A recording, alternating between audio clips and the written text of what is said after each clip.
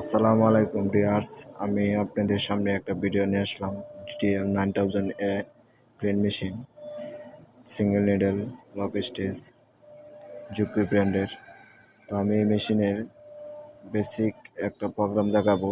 এই যে কন্ট্রোল বক্সটা দেখতেছেন, এই কন্ট্রোল বক্সটা রিসেট দেয় কীভাবে, আর আনুষঙ্গিক আরও কিছু প্রোগ্রাম দেখাবো।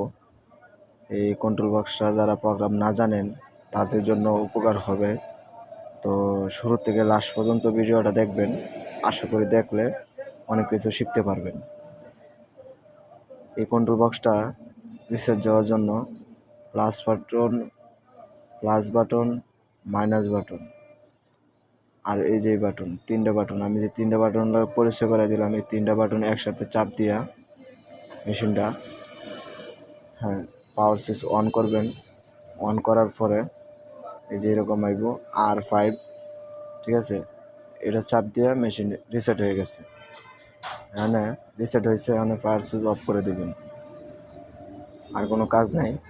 তো মেশিনটা যে রিসেট হয়েছে, তো আপনারা এটা কিভাবে বুঝবেন, ঠিক আছে, ওটা বোঝার জন্য এই মেশিনে প্রোগ্রাম ঢোকার জন্য, এই মেশিনে প্রোগ্রামে ঢুকতে হইলে প্লাস বাটন চাপ দিয়ে মেশিনে পাওয়ার সুইচ অন করতে হবে।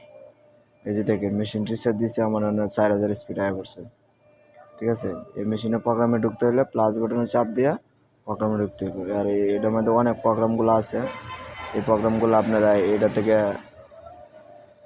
ঢুকতে পারবেন। এই প্লাস বাটনে চাপ দিয়া মেশিনে পাওয়ার সুইচ অন করবেন, অন করার পরে প্রোগ্রামে ঢুকতে পারবেন।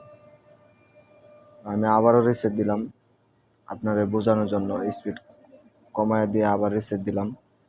আবার রিসেট দেওয়ার পর আমার মেশিনে দেন স্পিড বেড়ে গেছে, দেখতে থাকেন, আমি আপনাদেরকে দেখাইতেছি। যে আবার রিসেট দেওয়ার জন্য, মানে আপনাদের বোঝানোর জন্য আমি আবার রিসেট দিছি। রিসেট দিয়ে আমি দেখালাম যে মেশিনটা আসলে কি রিসেট দেওয়ার পরে স্পিড কি কমে বাড়ে। তো আমি প্রোগ্রামগুলো দেখাইতেছি, দেখেন প্রোগ্রাম। তো মূলত এটা প্রোগ্রামে ঢুকতে গেলে প্লাস বাটনে চাপ দিয়ে প্রোগ্রামে ঢুকবেন। ঢুকলে আপনারা এই প্রোগ্রামগুলো পাইবেন, 127টা প্রোগ্রাম। তো যদি আমার ভিডিওটা আপনাদের কাছে ভালো লাগে, আপনাদের উপকারে আসে, অবশ্যই আমার চ্যানেলটা সাবস্ক্রাইব করে দিবেন, আর পাশে থাকা বেল আইকনটা বাজিয়ে দিবেন, আর কমেন্টে আপনাদের বলবেন কীরকম হয়েছে। যদি আরও কিছু জানার থাকে অবশ্যই বলবেন। আরেকটা জিনিস দেখায় দিই, এই যে ব্যাক স্টিচ বাটন দেখতেছেন, বারটেক। তো বারটেক বাটনটা এদিক সেদিক নেবেন কীভাবে, প্লেন শিলি।